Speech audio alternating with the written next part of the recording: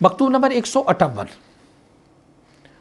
دفتر اول حصہ سوم، یہ مکتوب شریف جناب شیخ حمید بنگالی صاحب کی طرف صادر کیا گیا۔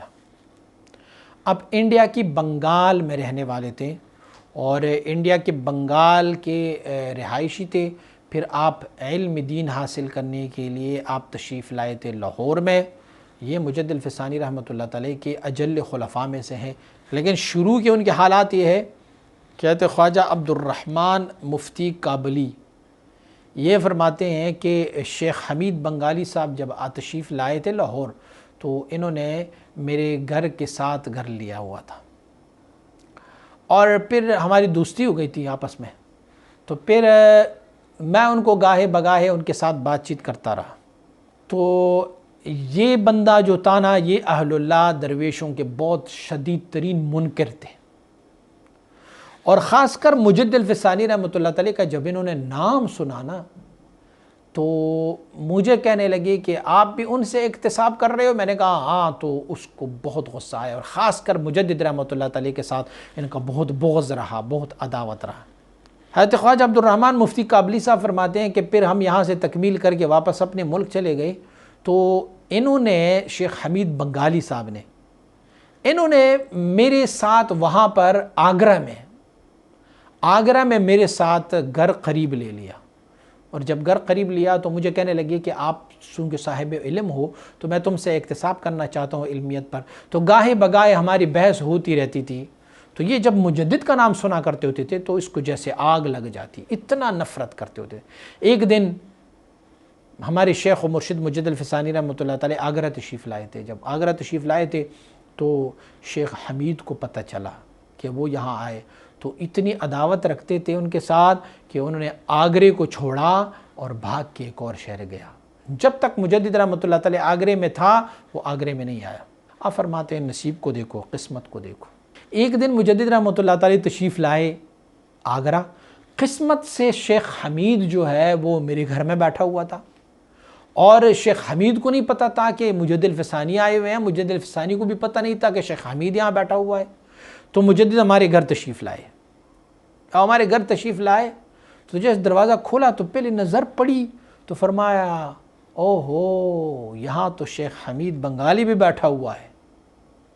بس اتنی سی بات کی، اور مجدد رحمۃ اللہ تعالی تشریف رکھیں شیخ حمید بنگالی بھی بیٹھا ہوا ہے، تو مجدد رحمۃ اللہ تعالی اس سے کوئی کلام نہیں کی، کوئی بات چیت نہیں کی، بس آپ مبارک نے اپنی سر کو جھکایا اور جیسے کوئی مراقبہ کی شکل میں ہوتے ہیں، بس 5 منٹ 10 منٹ بیٹھ رہے مجدد رحمۃ اللہ تعالی، اس کے بعد آپ اٹھ کے چلے گئے، اور وہاں سے آپ تشریف لے گئے ہیں سرہند شریف۔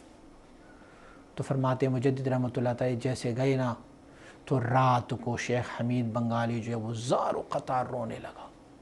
مجھے کہنے لگے یار مجھے لے کے جانا، سرہند لے کے جانا مجدد کے پاس۔ میں نے کہا تو مجدد کے بہت مخالف ہے۔ کہنے لگے بس دل کی دنیا بدل گئی ہے، بس ان 10 منٹ میں دل کی دنیا بدل گئی میری، مجھے لے کے جا۔ میں نے کہا نہیں، میں نہیں لے کے جا رہا، اسی لیے نہیں لے کے جا رہا کہ تو بہت شدید ترین مخالف ہے۔ دیکھیں مجدد رحمۃ اللہ تعالی یہاں پر تشریف لائے، یہاں بیٹھے رہیں، نہ آپ نے ان سے ہاتھ ملائے نہ انہوں نے آپ کی طرف التفات کی، اتنے تو آپ ان کی شدید مخالف ہیں۔ تو انہوں نے کہا ٹھیک ہے آپ نہ لے جاؤ۔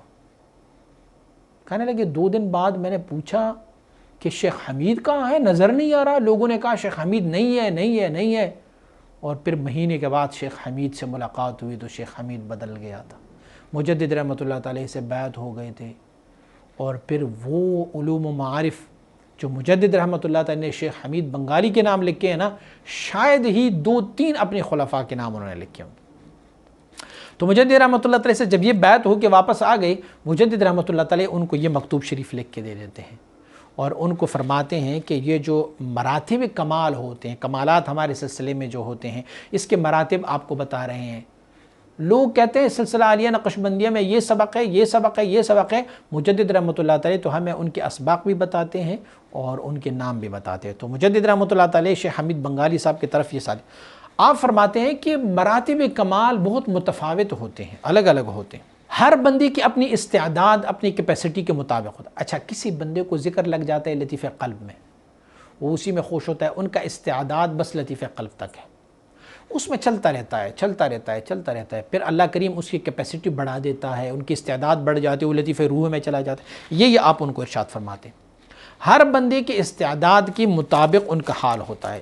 جان لو، عربی میں مکتوب لکھا ہوا، آپ شیخ صاحب جو تھے نا، وہ تو شیخ ہی تھے نا، عالم تھے، بہت کٹر قسم کے عالم تھے، تو آپ نے ان کو ان کی علمیت کے مطابق عربی میں مکتوب شریف لکھا۔ آپ یہ جان لو کہ یہ جو کمالات ہیں سلسلہ عالیہ نقشبندیہ میں، یہ مختلف ہے، لیکن سارے لوگوں کے اپنی اپنی استعداد اور ان کی کیپیسٹی کے مطابق مختلف ہوتے ہیں۔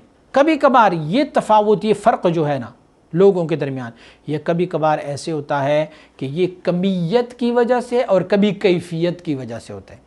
یوں ڈیفینیٹ کر لوں، ایک چیز ہے، کمیت اس کو کہتے ہیں، چیز ہے بہت چھوٹی چیز ہے، لیکن اس کے اندر اتنی قوت اور طاقت ہوتی ہے کہ بہت بڑی چیزیں اس کی قوت اور طاقت کو نہیں سمجھ۔ اور ایک ہوتا ہے کیفیت یہ ہوتی ہے کہ چیز بہت بڑی ہوتی ہے، لیکن اس میں وہ پاور جو ہے نا وہ اتنا نہیں ہوتا، بظاہر اس کو چیز بہت بڑی دکھائی دیتا ہے۔ تو یہ جو تفاوت ہوتے ہیں، فرق ہوتے ہیں استعدادات میں اور کمالات میں، یہ بھی کبھی کمیت کی وجہ سے اور کبھی جو ہے وہ کیفیت کی وجہ سے ہوتے ہیں، اور کبھی کبھار دونوں کی وجہ سے بھی فرق ہوتا ہے۔ ایک بندہ ہے، اللہ کریم نے اس کو کمیت بھی عنایت فرمائی ہے اور کیفیت بھی عنایت فرمائی ہے، تو ان کا مرتبہ اور اس کے کمالات بہت بڑے ہوتے ہیں۔ کئی ایسے لوگ ہوتے ہیں جس کے پاس کمیت ہوتی ہے، کیفیت نہیں ہوتی، کئی لوگ ایسے ہیں جس کے پاس کیفیت ہوتی ہے، کمیت نہیں ہوتی۔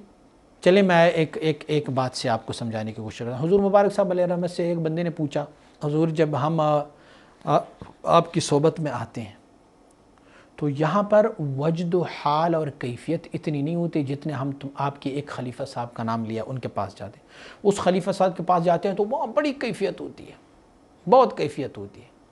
تو حضور مبارک صاحب علیہ رحمہ نے ان کو یہ ارشاد فرمایا کمیت یہاں پر ہے، کیفیت وہاں پر ہے۔ آپ نے مثال بیان فرمایا ہیروشیما پر گرایا گیا ایٹم بم، اس میں نیوکلیئر کی مقدار تھی 50 گرامز، اس میں نیوکلیئر جو پاور تھا نا وہ 50 ملی گرام کا تھا۔ اب 50 گرام والے یا 50 ملی گرام والے نے جو تباہی مچائی ہے وہاں پر، وہ the mother of all bombs بھی نہیں بچا سکتے۔ the mother of all bombs میں جو ہے نا وہ ان کی کیپیسٹی اور وزن کتنا تھا، وہ کئی 100 ٹن وزنی بم تھا، لیکن یہاں پر 50 گرام کا ایک ہے۔ 50 گرام والا جتنا تباہی مچا سکتا ہے تو وہ the mother of all bombs نہیں۔ کیوں؟ اس میں 50 گرام والے میں کمیت ہے اور وہاں پر کیفیت ہے۔ مثلا میں ایک مثال سے سمجھا دوں، آپ یوں سمجھ لیں کہ جو اللہ کا ایک بندہ ہے جس کے پاس کمیت ہے، وہ جب اپنے مرید کو توجہ کرتے ہیں تو اس میں اللہ رب العزت کے انوار و تجلیات جو صفات کے ہیں، اس میں صفات فعلیہ، صفات سمونیہ ذاتیہ حقیقیہ، اس میں سے صفات سلبیہ، اس میں شیونات، اس میں شان جامع، اور بلکہ تجلی ذات کی ساری اس میں انوار و تجلیات ہوتے ہیں۔ جو سامنے بیٹھنے والا مبتدی سالک ہوتا ہے وہ اس سے بے خبر رہتا ہے، تو اس کمیت سے وہ بے خبر رہتا ہے۔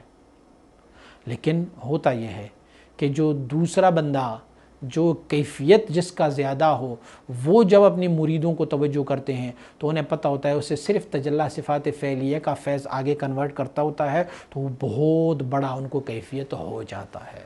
یہی فرق ہے، بس آپ یہی سمجھ لیں۔ بس اب کسی لوگوں کے جو کمالات ہوتے ہیں وہ صفاتی تجلی پہ ہوتے ہیں، یعنی صفات فعلیہ کی کمالات کسی کو مل جاتے، وہ کمال الاخرین بالتجلی ذاتی، کسی کو اللہ تجلی ذاتی عنایت فرمائے، یعنی صفات فعلیہ جو قلب میں عطا فرماتے ہیں، کسی کو اللہ رب العزت ترقی دے دیتے ہیں، صفات سمونیہ ذاتیہ حقیقیہ جو لطیف روح میں ہوتا ہے وہ دے دیتے ہیں۔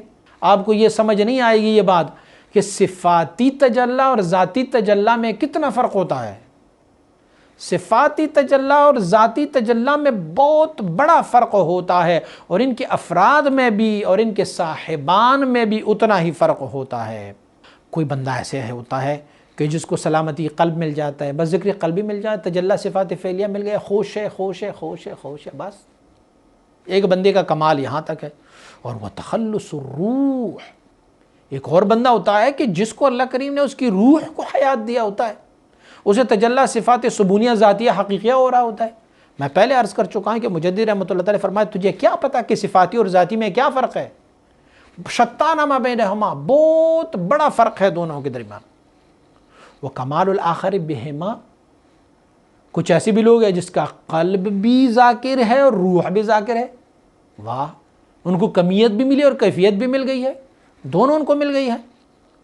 اور وہ بالشہود السری، ایک اور بندہ بھی آ جاتا ہے کہ جس کو اللہ کریم شہود و مشاہدہ اور انوار و تجلیات لطیفہ سر میں بھی عنایت فرما دیتا ہے. پھر یہ کیا روح والی سے اب بہتر نہیں ہوا؟ یہ کہ پیار کیا اپنی قلب والے سے بہتر نہیں ہوا؟ ان کو تین جہاد سے فیض مل رہا ہے.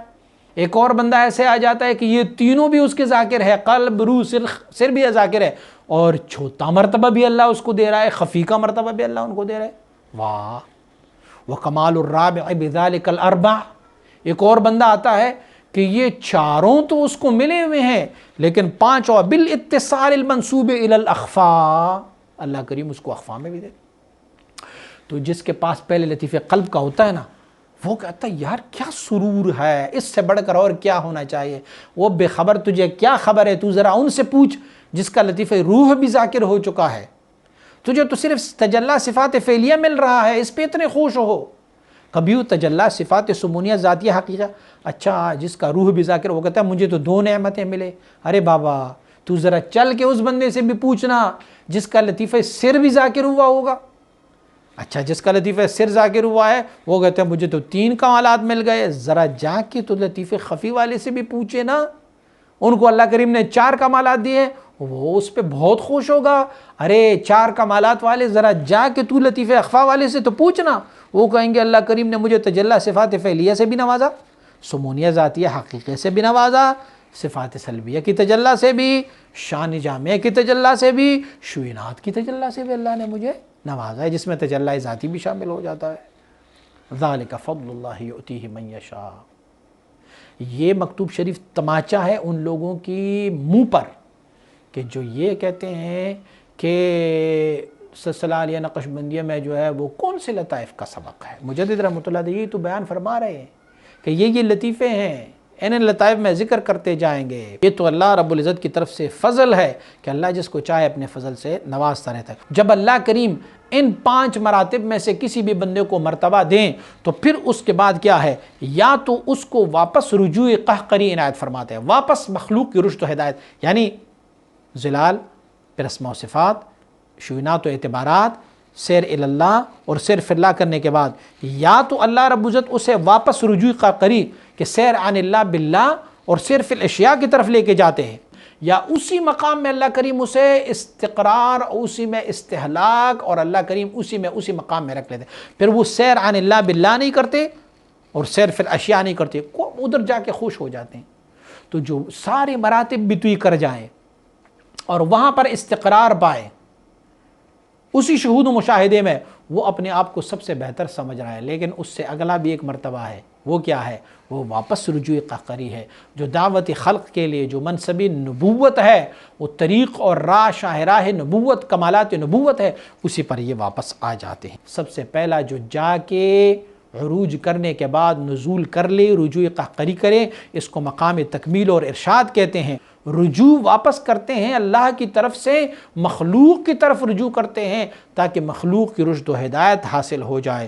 اور دوسرا جو میں نے بیان کیا تھا کہ سیر اللہ اور سیر فی اللہ کر لے اور واپس سیر عن اللہ باللہ نہ کرے، ادھری مستحلق رہیں، تو پھر اس کو کہتے ہیں استحلاق اور عزلت، تنہا نشینی من الخلق مخلوق سے.